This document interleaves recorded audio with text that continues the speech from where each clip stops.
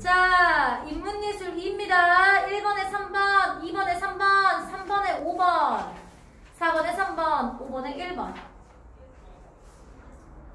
다시 불러드릴게요. 3, 3, 5, 3, 1. 답 적지 마시고요. 잘못됐다. 습관이 잘못됐다. 인문예술 2 시작하도록 하겠습니다. 여러분 이거 지문 어렵지 않아요? 읽어보겠습니다. 현대 철학에서 자유지상주의자들은 자유를 어떤 외부 강제나 강압도 없는 상태라고 정의했습니다.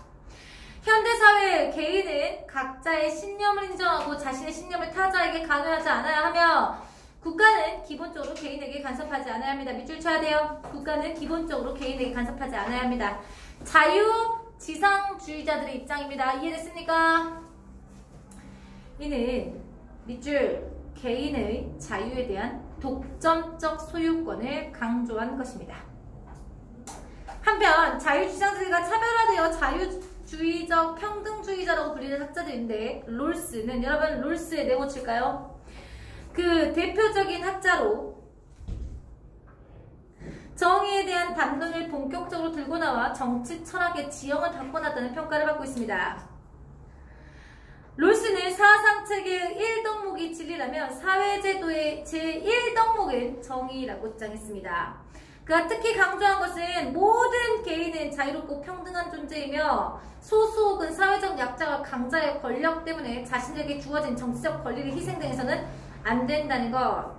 또한 밑줄 어떤 제도가 아무리 효율적인 것이라 할지라도 그것이 정의에 부합하지 않으면 개혁되거나 폐지되어야 한다라고 봤습니다. 여기까지 이해되십니까? 사회적으로는 제1이 정의야. 정의에 맞지 않아. 사회 약자들한테 너무 피해를 줘. 정의에 맞지 않는 거잖아. 아무리 효율적인 거여도 그런 거 어떻게 해야 돼? 폐지해야 된다 이 말이야. 개혁되거나 폐지해야 된다.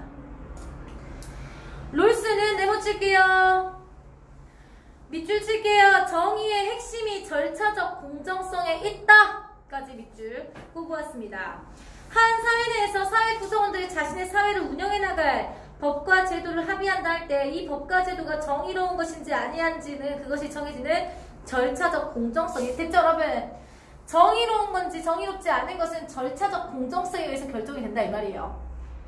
롤스는 절차적 공정성에 대해서 설명하기 위해서 사회 구성원들이 법과 제도의 토대가 되는 사회 운영의 원리에 합의하는 이른바 원초적 상황을 가정하는데 원초적 상황에서는 여러분 가로칠게요. 원초적 상황에서는 무지의 장막이라는 특수한 정보 차단 장치가 있어서 이 상황에 참여한 사람들은 밑줄 자신이 처한 사회적 지위나 자신이 선호에 관한 정보를 알 수 없습니다. 이해됐습니까? 그러니까 원초적인 상황이야. 이제 국가를 만들려고 해. 그러면 내가 이 국가를 만들면 내가 어떤 위치에 있게 되는지 이해됐어요? 아니면 내가 어떤 성향을 가지고 있는지 내가 어떤 것을 선호하는지에 대해서 스스로가 전혀 모른다라고 생각을 하는 거예요. 이해되시죠? 이게 무지의 장막이라는 거예요. 이때 참여자들은 합리적이면서 자신이 어떤 사회적 조건에 처해 있는지 모르기 때문에 자신이 자신이 최악의 상황에 빠지게 될 수 있음을 고려하게 됩니다. 그럼 어떻겠습니까? 와, 내가 최밑에층이 되면 어떡해? 그러면 최밑에층이 너무 불합리한 거는 만들지 말아야겠다라는 생각을 한다 이 말이에요. 이해되시죠? 타고난 능력이나 처해진 환경, 계층적 조건에 의해 좌우되지 않는 불편부당한 정의의 원칙을 마련하게 될 것이죠. 이 때문에 원초적 상황에서는 자연스럽게 절차적 공정성이 확보된 원칙이 마련되고 최악의 상황에 처한 사람들에게 가장 유리한 사회주의를 선택하게 됨으로써 사회적 안정망이 생기게 된다까지 밑줄 치고요. 가로 닫아주세요.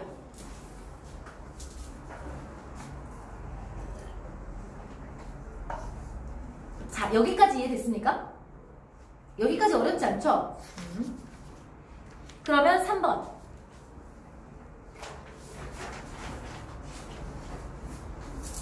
교실에 30명 있습니다. 이 중에 복도 쪽에 앉아있는 어떤 학생이 판서가 잘 보이지 않습니다. 창가 쪽에 있는 어떤 학생은 커튼을 치면 햇볕을 쬐 수 없다며 커튼을 치지 않겠다고 말합니다. 갈등이 너무 분별합니다. 로스는 어떻게 이 문제를 해결하겠습니까? 내가 어디에 앉게 될지를 모르는 상황에서 자리를 결정하는 거예요.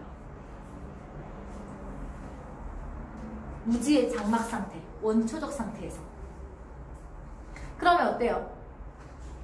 아, 제일 안 좋은 자리에 내가 앉게 될 수 있잖아. 그럼 그 사람한테 어떤 혜택을 줘야 되지 않을까? 이런 생각을 하게 된다 이 말이에요. 이해됐습니까? 그러면 3번의 정답 쉽게 나와버리죠. 그치? 자, 3번 틀리셨던 분? 3번 틀리셨던 분 있나요? 없죠? 아이, 여러분 사랑합니다. 네, 사랑해요. 3번의 정답은 자연스럽게 5번의 것을 확인할 수 있습니다. 여러분 이제 B로 넘어가도 되겠습니까? B로 넘어가도 되겠어요? 지문이 우리 이때까지 했던 지문보다 훨씬 쉽죠? 사회문화 1은 어려웠잖아. 솔직히 인문사회 1이랑 사회문화 1은 어려웠잖아. 그치? 이거는 좀 쉬워요. 롤스는 원초적 상황에서 개인들의 합의하는 원칙이 곧 정의예요. 여러분 밑줄. 원초적 상황에서 개인이 합의하는 원칙이 곧 정의의 원칙. 롤스가 정의의 원칙으로 제시한 것중 가장 혁명적인 개념 밑줄 차등의 원칙인데요. 차등의 원칙을 통해 밑줄 약자를 배려하기 위한 경제적 불평등은 허용할 수 있다.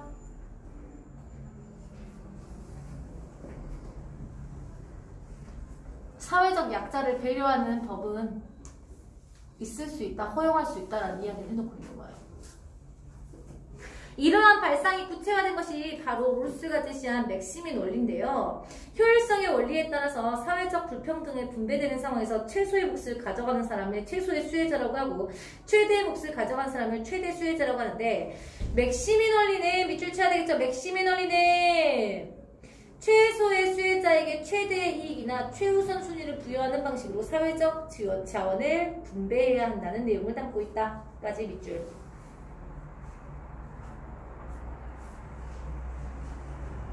롤스는 최대 수혜자에게 최대 이익이나 최대 우선순위를 부여하는 사회적 자원을 분배해야 되는 맥시맥스. 그러니까 여러분 맥시민은 가장 잘 버는 사람들에게 적게 주고 가장 적게 버는 약자에게 최대한 많은 수혜를 주자가 맥시민이고 맥시맥스 원리는 많은 버는 사람한테 많이 주자가 맥시맥스예요. 이해됐습니까? 우선순위를 주자가 맥시맥스예요. 그게 롤스는 어떻게 생각했습니까? 이걸 긍정했겠어? 부정했겠어? 부정했겠죠. 부정적인 입장을 가졌습니다. 그러면 B에 관련된 거 문제 보겠습니다. 4번 계층 1, 계층 2, 계층 3에 해당하는 사람들의 비율이 3분의 1씩이에요. 효율성의 원칙에 따라 자원을 분배할 때 계층 1, 계층 2, 계층 3에 해당하는 몫은 각각 3, 8, 14예요. 각국이 이러한 불평등 분배를 해결하기 위해서 각 결정에 따른 계층 1, 계층 2, 계층 3에 해당하는 사람의 몫을 변화량을 했더니 자 여러분 원래 계층 1에 선생님은 어떻게 적었냐? 계층 1 보시면 선생님 이거는 수능 특강식 때 수업한 거고요. 계층 1에 3, 계층 2에 8, 계층 4에 14, 3에 14 이렇게 먼저 적어놨어요. 적어놓고 결정 1을 봤더니 계층 1에서 마이너스 2하고 계층 3에서 플러스 했어. 이거 맥시맥스죠? 결정 1은 맥시맥스잖아. 그쵸? 결정 2는 계층 2에는 결층 1에 플러스 2를 줬고요. 계층 2와 계층 3에 마이너스 1씩을 했고요. 결정 3은요. 계층 1에 플러스 3을 계층 3에 마이너스 3을 했습니다. 니들이 롤스라면 롤스냐 이거? 롤스 아니? 롤스인가? 롤스라고 한다면 당연히 결정 3을 따르겠죠. 이해됐어요? 맥시민이니까요. 자, 맥시민의 원리를 적용할 때는 결정 3을 따라야 됩니다. 맞습니까? 맥시맥스 할 때는 결정 1을 따르겠죠.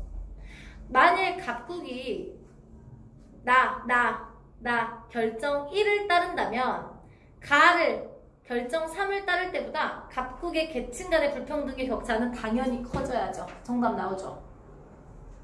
됐습니까 여러분? 됐습니까? 맥시민보다 맥시맥스를 했을 땐 당연히 불평등이 더 커집니다. 왜냐면 결정 1을 하면 계층 1은 소득이 1이 되고요. 계층 3은 소득이 16이 됩니다. 결정 3을 하면 계층 1은 6이 되고 계층 3은 11이 되죠. 그쵸?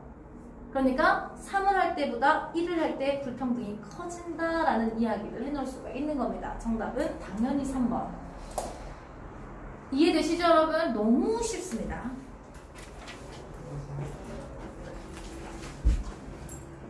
네, 들어보세요. 미리 연락 주셨으니까. 그건 천재지변이다.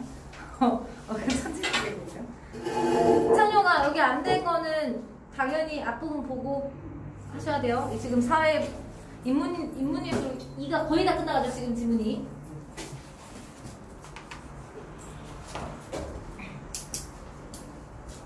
롤스는 개인의 정치적이고 법적인 권리는 독립적이고 배타적인 권리이기 때문에 이러한 밑줄 권리에 개입하는 것은 허용할 수 없음. 개인의 종교적 정치적 신념 역시 무지의 장막 아래에 있어 모르는 것이 가정해야만 모든 개인이 자유롭고 평등하게 살 수 있는 정의의 원칙을 마련할 수 있다고 봤습니다. 정의에 대한 로스의 담론에 두어킹 다른 사람 났죠?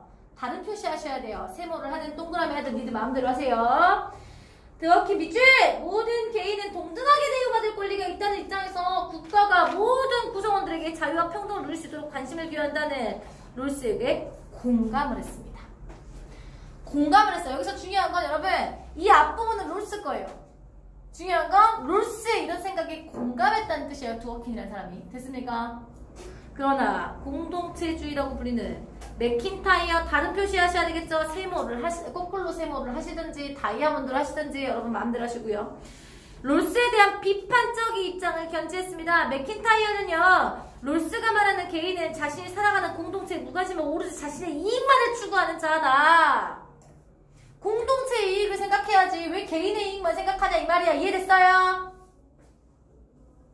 또 공동체도 공동선에 대해서 다루지 않고 정의를 규정하는 것은 원칙적으로 불가능한 것을 간정했죠. 밑줄 쳐야 됩니다. 공동체의 덕과 공동선에 대해서 다루지 않고 정의를 규정하는 건 원칙적으로 불가능하다. 됐습니까?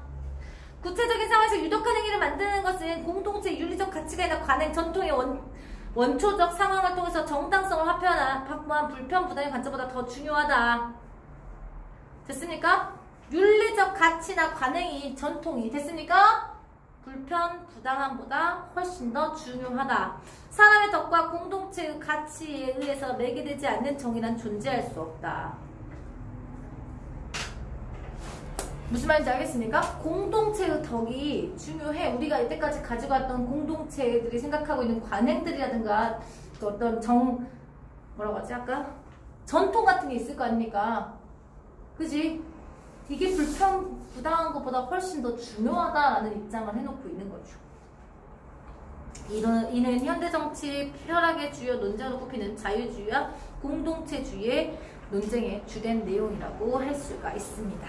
자, 1번 위크를 바탕으로 기억과 니은이 모두 공정하겠습니다. 기억은 자유지상주의, 니은은 롤스입니다.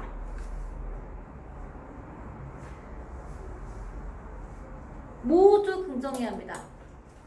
모두 긍정해야 됩니다. 밑줄 쳤습니다. 아까 선생님이 자유지상주의자들이 어디 밑줄 쳤습니다. 국가는 기본적으로 개인에게 간섭하지 않아야 한다. 밑줄 쳤던 거 기억나십니까? 그 다음에 롤스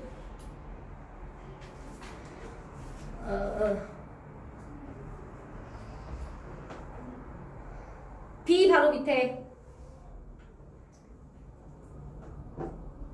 밑에 정치적이고 법적인 권리는 독점적 배타적 권리이기 때문에 이러한 권리에 개입하는 것이 허용될 수 없다. 국가도 여기에 개입할 수 없다. 됐습니까 여러분? 1번의 정답은 3번이 됩니다.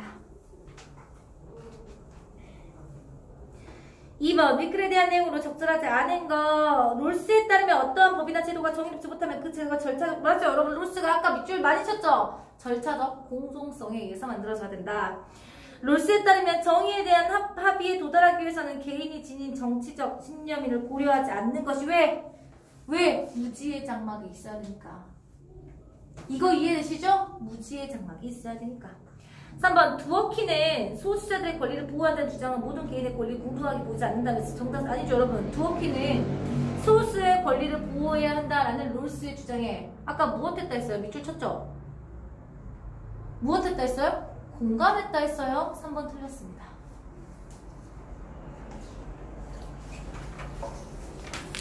3번, 4번은 했고요. 5번 A와 바꿔 쓸 수 있는 말인데요. A가 사회적 안전망이 생기는 거예요, 여러분. 사회적 안전망이 생긴다는 것은 어떤 생각은 아니죠. 그렇다고 물건도 아니에요. 그래, 안 그래요? 그래서 완비나 설립이나 결정은 틀려요. 결정은 여러분 뭔가를 이렇게 하자 안 하자를 결정하는 거잖아요. 그치? 그래서 결정 틀리고, 설립은 건축물을 세우거나 회사를 세우는 것을 이야기를 하고요. 완비하는 것은 여러분 어떤 제도나 아니면 그 시설물 같은 것들을 만드는 것을 완비했다. 결성했다라는 것은 무엇이 여러분? 결성했다. 모일 결자예요. 그러니까 여러 개 있으면 그것들이 모였다라는 뜻이거든요. 모여서 만들어졌다. 그거 아니죠. 새롭게 만들었다는 뜻이니까 제도를 구축했다로 바꿀 수가 있다. 정답은 1번입니다. 쉬웠죠? 사회문화 2까지 하고 쉬도록 하겠습니다.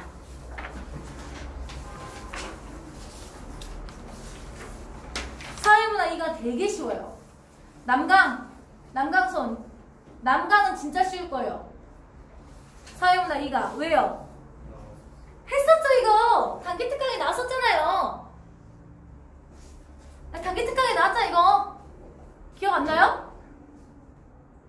리셋 버튼이냐고.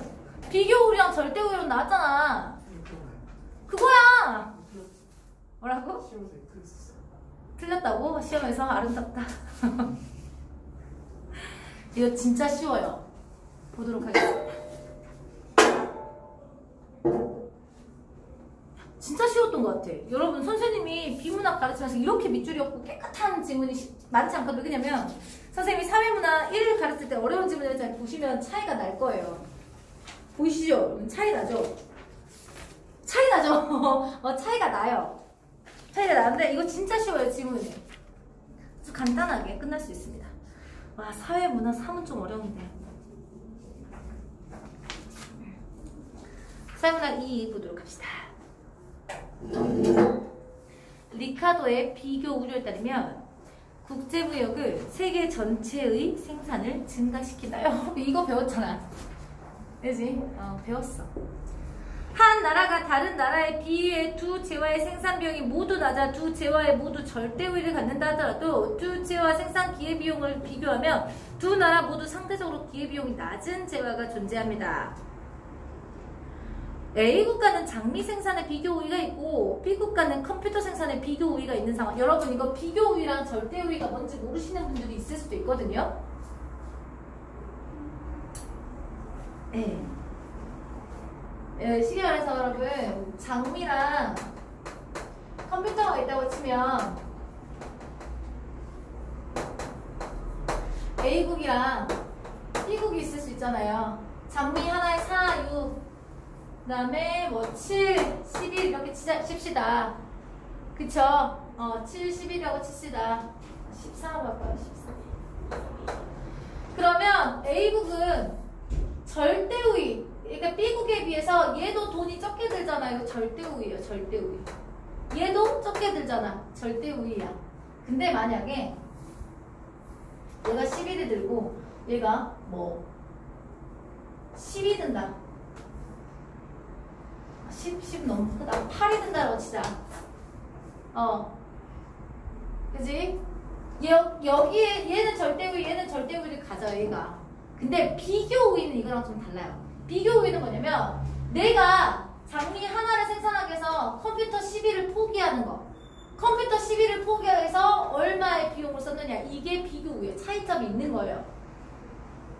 이거는 이제 배우시니까 지문이 나오면 좀 쉬운데 이거 고등학교 3학년 거잖아요. 그래서 너네 절대 우위랑 비교 우위는 알지?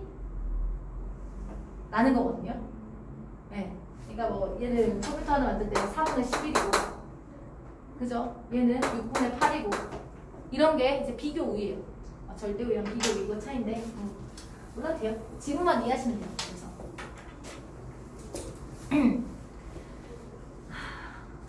국가 A는부터 여러분 가로칠게요. 예시니까. 비교 우위의 예시예요. 비교 우위. 장미 생산에 비교 우위가 있고 국가 B는 컴퓨터 생산에 비교 우위가 있는 생활 비슷해. 이때 국가 A와 국가 B의 시장 공급에 대한 장비를 생산하는 편, 국가 B가 국가 A의 시장 공급에 무발 컴퓨터를 생산한다면 양국의 생활 수준은 함께 향상될 수 있다까지 가로 닫으세요. 이렇게 국제무역은 각국이 비교 우위를 갖는 재화 생산을 전문화하고 그 재화를 서로 교환함으로써 세계 생산을 증장시킨다는 것이 리카도의 비교 우위론입니다. 됐습니까? 자, 이러한 비교 우위론은 근본적으로 생산 규모가 밑줄 생산 규모가 증가하더라도 생산량의 증가율이 생산 비용의 증가율과 차이가 없다는 수학 불변을 전제로 합니다. 그러나 밑줄 실제로는 많은 산업에서 규모의 경제가 발생해서 생산 규모가 커지면서 생산량의 증가율로 생산 비용의 증가율보다 생산량의 증가율이 생산 비용의 증가율보다 커지는 수학체증이 나타납니다. 수학체증. 이게 무슨 말이냐? 원래대로 여러분 하면 수학 불변의 전제가 뭐냐면 내가 10개를 만들어낼 때는 10원이 필요하고 100개를 만들어낼 때는 100원이 필요하다라는 게 수학 불변의 원칙인데 잘 생각해봐. 내가 공장 같은 거 만들면 돈이 필요하잖아. 공장 만들 때 40원이 필요해. 그래서 10개를 만든다 치자. 돈이 얼마가 들어? 그럼 개당 얼마야? 5원씩이 필요한 거잖아. 근데 100개를 만들었다 치자. 140개 만들 수 있죠. 100개 만들었잖아. 140원. 그럼 하나당 얼마야? 14원. 14원이래. 1.4원이니? 맞아? 이해돼요, 여러분? 이해되시죠? 그러니까 수학체증 얘가 훨씬 더 커져버린다 이 말이에요. 아, 이거 뭐라고 해야 되지? 생산량. 수학이 훨씬 더 많아져 버려. 드는 돈보다 이해됐어요? 규모가 커지면서 드는 돈보다 생산하는 게 훨씬 더 커져 버린다 이런 뜻이에요. 이게 수학체증인데 생산율의 증가율이 생산량의 증가율이 생산 비용의 증가율보다 커지는 거 이해됐습니까, 여러분? 생산 비용보다 수확하는 게 더 많아지는 거. 이거 수학체증이래요. 여기까지 이해됐습니까? 가로칠게요. 이거 예시니까.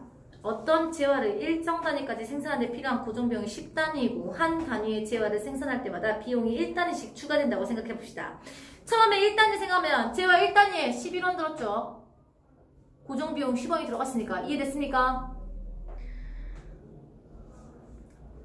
그러나 2단위를 생각하면 총 12단위가 들어가니 평균 비용 6단위 3단위면 13분의 13단위로 줄어들게 된다까지 가로 닫으세요. 이해되시죠? 여기 이해되십니까, 여러분? 좋습니다. 바로 수학체증이 나타나는 거죠. 이거 설명한 이유가 여러분 미국의 제조업 벨트 형성을 설명하려고 그러는 거예요. 미국의 제조업 벨트 형성에는 이런 수학체증이 중요한 요소로 작용합니다. 무슨 말이냐, 여러분? 잘 생각해봐요.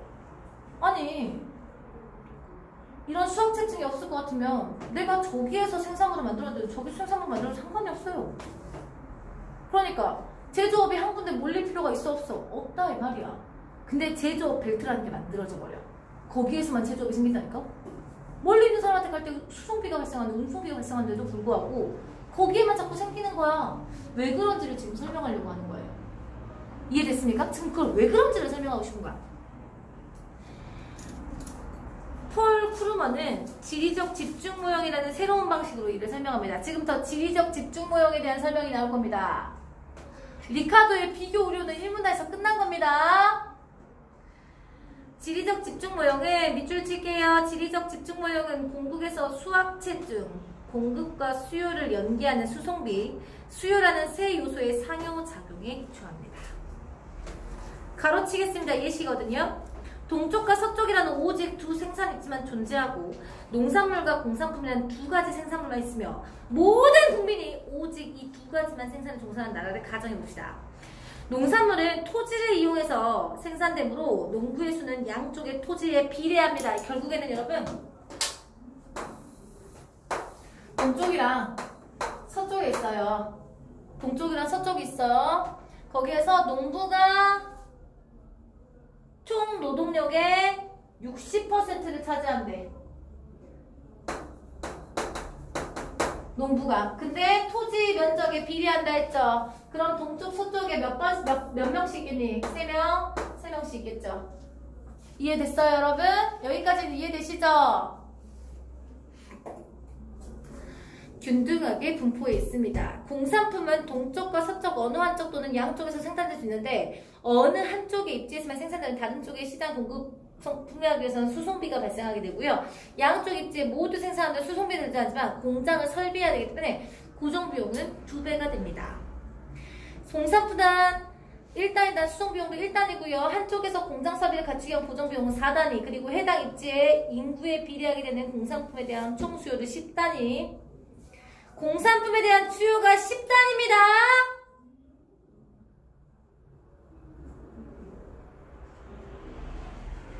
라는 것은 여러분 공업에 종사하는 4명이라는 소리예요. 왜냐면 농부산, 공업자 사해야 10단일 거 아닙니까? 무슨 말인지 알아먹었죠? 여기까지. 자, 그랬을 때 기존 제조업이 분포되어 있는 상황까지 여러분 이 표만 이해하시면 이 지문은 끝났어요. 지금부터 선생님 이 표를 이해시켜드릴게요. 이거는 여러분 남강 애들은 익숙할 겁니다.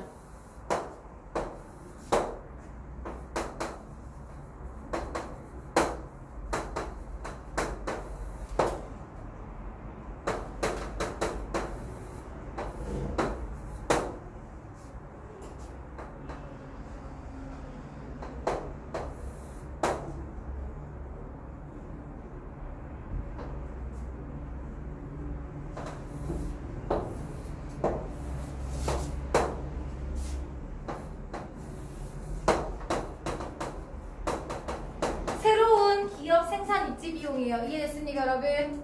이해되시죠?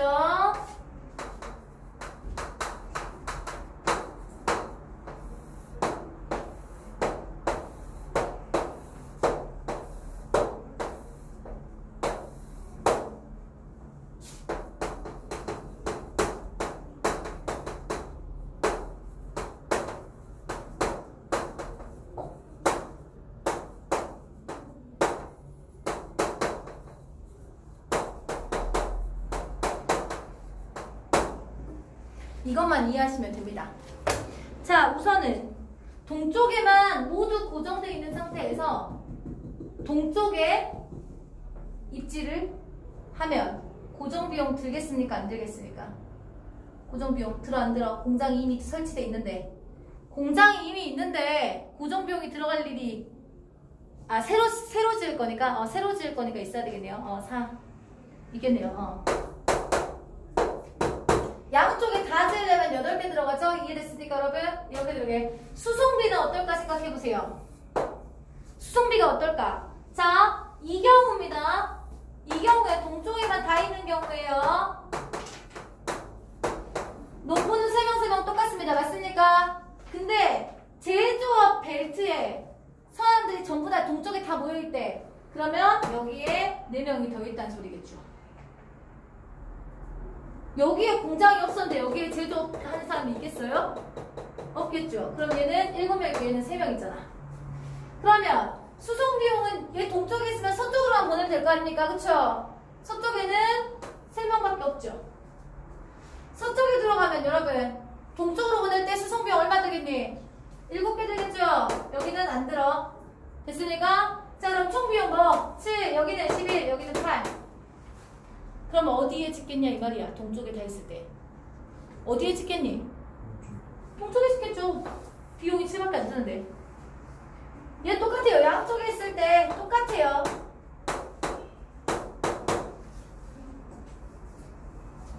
양쪽에 있을 때는 여러분 수송비용 여기에 2명 있을 거 여기 2명 있을 거 아닙니까? 맞아? 양쪽에 똑같이 있으니까. 그럼 수송비용 5, 0 맞습니까? 맞아? 여기까지 이해되시죠? 그러면 총비용 9, 8, 9. 서쪽에 있을 때 반대로 쓰면 돼요. 똑같이 4, 8. 수송비용 이쪽에 서쪽에만 있을 때예요. 서쪽에 여기에 4명 있고 여기에 0명 있겠죠? 이해됐어요? 그러면 서쪽에는 동쪽에서 서쪽으로 보낼 때는 7이 들 거고 서쪽에서 동쪽으로 때는 3이 되겠죠? 이해됐습니까, 여러분? 그러면 수송 비용은 7. 여기는 3, 0, 11, 7, 0, 8, 8. 그러면 사람들이 이미 서쪽에 공장이 몰려있는 경우에는 서쪽에 해야지 되고, 이미 동쪽에 몰려있는 경우에 동쪽에 해야 돈이 제일 적게 들잖아요. 이거 이해되셨습니까? 이것만 이해해주시면 이 질문 끝난 겁니다.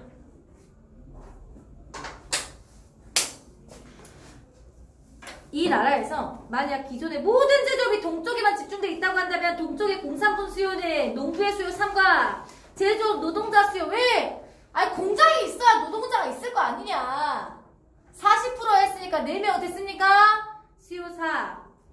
그리고 서쪽의 공산품 수요는 농부의 수요만 존재하기 때문에 3단위. 이때 한 기업이 동쪽에 공장을 세우면 서쪽의 공산품을 공부할 때 설비 비용 4단위와 수송비의 3단위 됐습니까? 이는 서쪽 단위 공장에서 전국 공급할 때 발생하는 총 비용 11단위보다 유리해. 그것이 동쪽과 서쪽 양쪽의 공장을 세우는 것보다 유리해. 왜? 양쪽에 하면 8단위가 생기니까. 됐습니까? 됐습니까? 따라서 모든 제조업이 동쪽에 집중되어 있을 때 기업의 가장 합리적인 선택은 동쪽에 공장을 세우는 것. 이처럼 제조업의 분포 상황에 따라 기업의 생산 입지가 달라지며 이에 따라 기업의 합리적인 선택이 달라지게 되는 거죠. 건국 초기 미국인들 대부분 농업에 종사했고요. 제조업에서 규모의 경제가 거의 발생하지 않았고 교통시설이 미비했어요. 그러니까 운송비가 겁나 비싸. 그러니까 한쪽에 모이지 않았겠죠. 이해됐습니까? 따라서 이 시기에 지리적 집중 모형은 나타날 수가 없었는데 점차 농업에서 공업으로 산업이 이행되면서 남부를 제외한 대부분의 지역이 제조업이 등장하기 시작했고요. 19세기 후반에 제조업에서 규모의 경제가 증가했고 교통시설 여러분 농업에서 공업으로 산업 이행 밑줄 치고요. 제조업에서 규모의 경제가 증가 밑줄 치고요. 교통시설의 확장에 따라 수송비가 낮아졌으며 밑줄 치고요. 비농업 인구의 거주지의 인구 비중 증가 밑줄 치고요.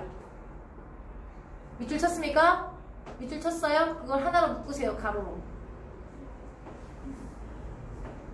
그 결과에 화살표가 올 겁니다. 그 결과 미국의 북동부와 중서부 동쪽에 매우 좁은 지역에 강력한 제조업 벨트가 형성되게 됩니다. 그러니까 선생님이 방금 밑줄 치고 가로치라는 거는 미국의 북동부와 중서부 동쪽에 매우 좁은 지역에 강력한 제조업 벨트가 형성된 원인이 되는 거죠. 이해됐습니까? 여기까지. 그 새로운 토지와 새로운 자원이 서쪽에 개발되고 남부에서 노예제가 종속돼 노동력도 풍부해졌지만 오랫동안 확고하게 자리 잡은 제조업 벨트의 견인력이 견인하는 거 뭔지 알죠 여러분? 그쵸?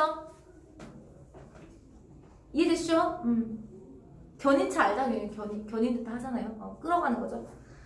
끄는 힘이 매우 강해서 이 지역의 제조업 집중 현상이 계속 유지되었다. 됐습니까, 여러분? 이해됐습니까, 여러분? 어렵지 않죠? 자, 1번. 윌클에 대한 설명으로 그냥 적절한 거. 이건 선생님이 답을 안 알려줬어요. 여러분한테 물어보려고요. 창룡아. 이 글의 구성 방식 물어보는 거예요. 이 글의 중심 내용과 구성 방식 물어보는 거야. 1번에 정도 몇 번 같지? 몇 번 같니?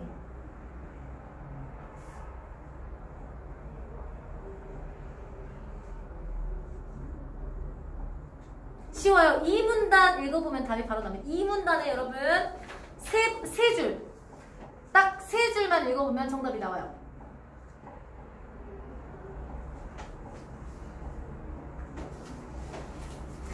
정답이 어느 정도 알게 되신 분들은 선생님이 이 문단에 세 줄만 읽으면 정답이 나와요 한 건 그냥 무슨 말인지 이해하셨을 겁니다. 정답 나왔니 창룡아? 몇 번? 4번 좋습니다. 이해되셨습니까? 다음 나연아 비교 우이론에 대한 설명으로 적절하지 않은 거 왜요?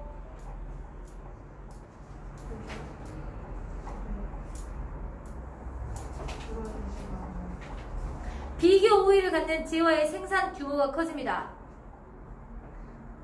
그 재화 1단위를 생산하는 평균 비용이 줄어든다라고 이야기했는데 이거는 비교 우위론이 아니죠? 그쵸? 비교 우위에서는 뭐라고 했습니까? 수학 불변을 전제로 한다 했죠?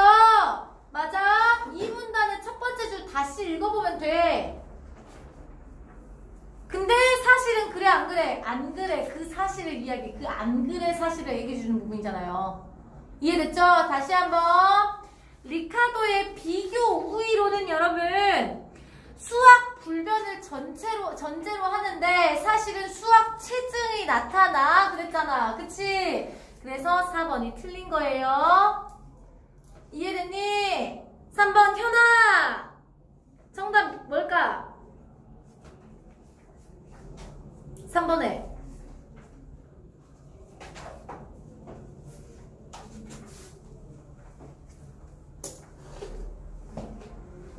이것만 보실 수 있으면 됩니다. 네, 고정비용은 4로 동일하죠? 네, 문제가 나빠? 고정비용, 이거 잘 봐봐. 동쪽에 있는 게 서쪽에 한다 해서 고정비용이 동쪽이랑 서쪽이 다릅니까? 이 표만 볼 수 있으면 된다 했어요. 고정비용은 4로 동일해요. 양쪽에 똑같이 세우는 게 아니면요. 됐습니까? 4번 우리 누가 안 했니? 동우가 왜?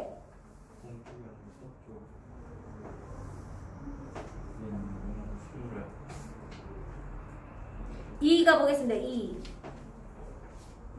11단위 뭐랑 뭐가 합쳐진 겁니까? 좋습니다. 동쪽이 아니고 서쪽에 있는 됐습니까? 잘했어요. 예뻐. 아, 왜겠습니까, 여러분? 이거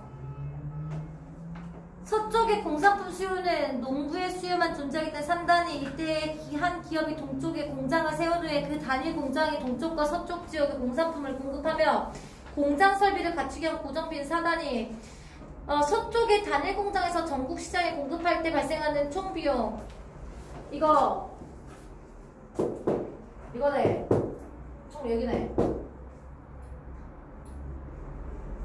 고정비용 4랑 시총비용 뭐? 7 이걸 얘기하잖아. 이거 얘기하나? 잠깐만. 서쪽의 단일 공장 전국 시장 서쪽의 단일 공장 이거네요. 그쵸? 서쪽의 단일 공장에서 공급할 때 총 비용 아니 미안해요. 동쪽 공장 설비를 갖추기 위한 고정 비용 플러스 동쪽에 있는 농부와 제조업 종사자까지 합친 겁니다. 그래서 5번이 틀렸습니다. 됐습니까 여러분? 농부 플러스 제조업 종사자 4 됐어요? 농부 플러스 제조업 종사자 4까지 합쳐진 겁니다. 5번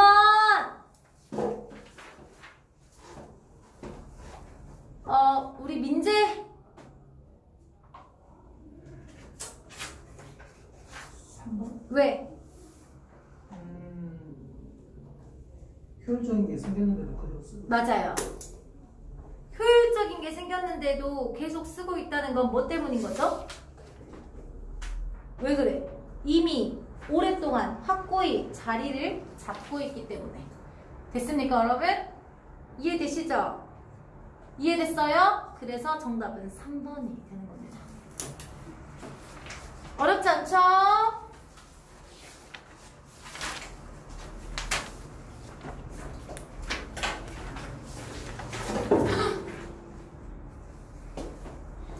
몇 분이냐?